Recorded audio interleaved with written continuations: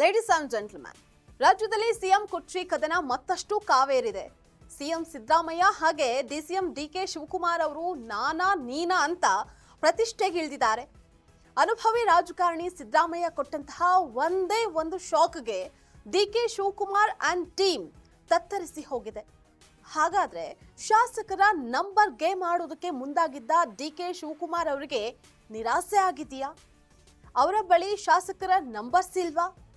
ಇದೆಲ್ಲವನ್ನ ನೋಡ್ತಾ ಹೋಗೋಣ.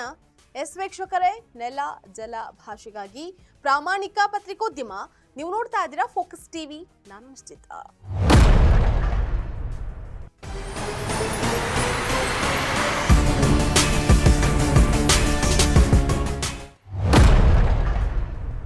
ಕಾಂಗ್ರೆಸ್ನಲ್ಲಿ ಭುಗಿಲೆದ್ದಿರುವಂತಹ ಸಿಎಂ ಕುರ್ಚಿ ಕದನ ಸದ್ಯಕ್ಕೆ ತಣ್ಣಗಾಗುವಂತಹ ಲಕ್ಷಣಗಳೇ ಕಾಣಿಸ್ತಾ ಇಲ್ಲ. ಹೈಕಮಾಂಡ್ ನಾಯಕರು ಪರಿಹಾರ ಸೂತ್ರವನ್ನು ಹುಡುಕಿ ಸುಸ್ತಾಗಿ ಹೋಗಿದ್ದಾರೆ.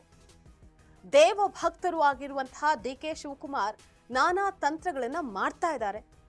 ಪ್ರಯತ್ನ ಫಲಿಸದಿದ್ದರೂ ಪ್ರಾರ್ಥನೆ ಫಲ ಕೊಡದೇ ಇರೋದಿಲ್ಲ ಅನ್ನುವಂತಹ ವಿಶ್ವಾಸದ ಮಾತುಗಳನ್ನ ಆಡಿದ್ದಾರೆ. ಅದೇ ನಿಟ್ಟಿನಲ್ಲಿ ನಿರಂತರವಾಗಿ ತಮ್ಮ ಪ್ರಯತ್ನ ಮುಂದುವರಿಸಿದ್ದಾರೆ. ಪ್ರತಿ ಬಾರಿಯೂ ಸಿಎಂ ಸಿದ್ದರಾಮಯ್ಯ ಅವರೇ ಮುನ್ನಡೆಯನ್ನ ಸಾಧಿಸ್ತಾ ಬಂದಿದ್ದಾರೆ. ಈಗ ವೆಲ್ ಪ್ಲಾನ್ ಮಾಡಿರುವಂತಹ ಡಿಕೆ ಶಿವಕುಮಾರ್ ಶಾಸಕರ ನಂಬರ್ ಗೇಮ್ ಮಾಡೋದಕ್ಕೆ ಮುಂದಾಗಿದ್ದಾರೆ. ಆದ್ರೆ ಅನುಭವಿ ಸಿದ್ದರಾಮಯ್ಯ ಅವರ ಮುಂದೆ ಇದು ಕೂಡ ವರ್ಕೌಟ್ ಆದಂತೆ ಕಾಣಿಸ್ತಾ ಇಲ್ಲ. ಮತ್ತೊಮ್ಮೆ ಸಿಎಂ ಸಿದ್ದರಾಮಯ್ಯ ಅವರು ಮುನ್ನಡೆ ಸಾಧಿಸಿದ್ದಾರಾ ಅನ್ನುವಂತಹ ಅನುಮಾನಕ್ಕೆ ಮತ್ತಷ್ಟು ಪುಷ್ಟಿ ಬಂದಿದೆ. ಸ್ವತಃ ಡಿಕೆ ಶಿವಕುಮಾರ್ ಅವರ ಸಹೋದರ ಡಿಕೆ ಸುರೇಶ್ ಅವರು ಇದಕ್ಕೆ ಪುಷ್ಟಿಯನ್ನ ನೀಡಿದ್ದಾರೆ. ಇದು ಭಾರಿ ಚರ್ಚೆಗೂ ಸಹ ಗ್ರಾಸವಾಗಿದೆ. ಡಿಕೆ ಶಿವಕುಮಾರ್ ಅವರ ಬಳಿ 40 ಜನ ಶಾಸಕರ ಲಿಸ್ಟ್ ಇದೆ. ಶೀಘ್ರವೇ ದೆಹಲಿಗೆ ಹೋಗಿ ಹೈಕಮಾಂಡ್ ಮುಂದೆ ಬಲ ಪ್ರದರ್ಶನ ಮಾಡೋದಕ್ಕೆ ಡಿಕೆ ಶಿವಕುಮಾರ್ ಅವರು ಸಿದ್ಧರಾಗಿದ್ದಾರೆ ಅಂತ ಹೇಳಲಾಗ್ತಾ ಇತ್ತು. ಇದು ಸಿದ್ದರಾಮಯ್ಯ ಅವರ ಬೆಂಬಲಿಗರಿಗೆ ಸ್ವಲ್ಪ ಆತಂಕವನ್ನ ತರಿಸಿತ್ತು. ಸ್ವತಃ ಸಿದ್ದರಾಮಯ್ಯ ಅವರು ಕೂಡ ಇದಕ್ಕೆ ಸ್ವಲ್ಪ ವಿಚಲಿತರಾಗಿದ್ರು. High command ನಾಯಕರಿಗೂ tension ತರಿಸಿತ್ತು. ಆದರೆ ಇಷ್ಟರಲ್ಲೇ ಡಿಕೆ ಶಿವಕುಮಾರ್ ಅವರ ಬಳಿ ಇದ್ದಂತಹ ಶಾಸಕರ ನಂಬರ್ ಕಡಿಮೆ ಆದಂತೆ ಕಾಣ್ತಾ ಇದೆ. ಡಿಕೆ ಸುರೇಶ್ ಅವರ ಹೇಳಿಕೆಯಲ್ಲಿ ಇದು ವ್ಯಕ್ತವಾಗ್ತಾ ಇದೆ.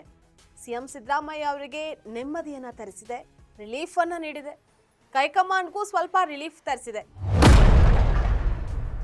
ಶಾಸಕರು ಸಚಿವರು ಪದೇ ಪದೇ ಹೇಳ್ತಾನೆ ಇದ್ದಾರೆ, ಪಕ್ಷ ಗಮನಿಸ್ತಾನೆ ಇಲ್ಲ. ಹೈಕಮಾಂಡ್ ಮೇಲೆ ಒಂದಷ್ಟು ಅಸಮಾಧಾನ. ಎಲ್ಲರೂ ತಾಳ್ಮೆ ಇರಲಿ ಸರ್. ಇದೇನು ಸರ್ ತಮ್ಮ ಶಸ್ತ್ರ ಮಾಡಿದ್ದೀರಾ ಅಂತ? ಶಸ್ತ್ರ ಇದ್ರೆ ತಾನೇ ತ್ಯಾಗ ಮಾಡಕ್ಕೆ. ಶಸ್ತ್ರನೇ ಇಲ್ವಲ್ಲ. ನಾನು ಯಾವಾಗ ಹೇಳಿದೆ ಶಸ್ತ್ರ ತ್ಯಾಗ, ಶಸ್ತ್ರ ಇಟ್ಕೊಂಡಿದೀವಿ ಅಂತ? ಅಲ್ಲಪ್ಪ, ಶಸ್ತ್ರ ಇದೆ ಅಂತ ಯಾವಾಗ ಹೇಳಿದೆ?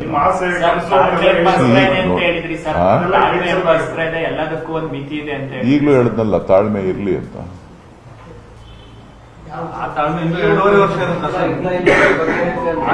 ನಾನು ಹೇಳಿದಿನಲ್ರಿ, ನಮ್ಮಣ್ಣನ ಹಣೆ ಬರ ಇದ್ರೆ ಆಗ್ತಾರೆ.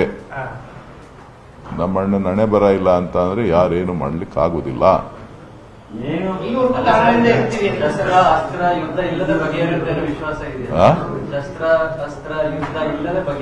ಇದು ರಾಜಕಾರಣ. ಶಸ್ತ್ರ ಬೇಕಾಗಿಲ್ಲ, ಅಸ್ತ್ರ ಬೇಕಾಗಿಲ್ಲ.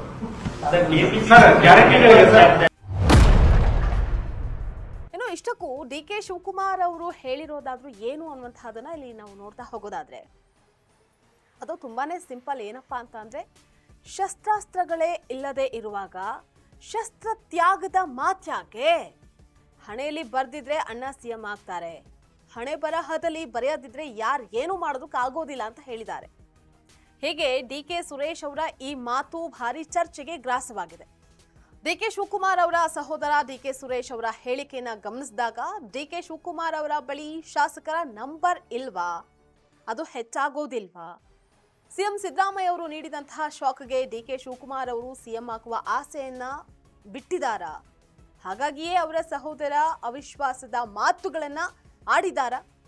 ಇದಕ್ಕೆಲ್ಲ ಸಿಎಂ ಸಿದ್ದರಾಮಯ್ಯ ಅವರ ಒಂದೇ ಒಂದು ಏಟಿಗೆ ಡಿಕೆ ಶಿವಕುಮಾರ್ ಅವರು ತತ್ತರಿಸಿ ಹೋಗಿದಾರ? ಅಥವಾ ಇದು ಡಿಕೆ ಸುರೇಶ್ ಅವರ ವೈಯಕ್ತಿಕ ವಿಚಾರವಾ ಅನ್ನುವಂತಹದ್ದೇ ಸದ್ಯದ ಪ್ರಶ್ನೆ. ಇದಾಗಿತ್ತು ಇವತ್ತಿನ ಫೋಕಸ್ ಸ್ಪೆಷಲ್ ಸ್ಟೋರಿ. ನೆಲ ಜಲ ಭಾಷೆಗಾಗಿ ನೋಡ್ತಾ ಇರಿ ಫೋಕಸ್ ಟಿವಿ.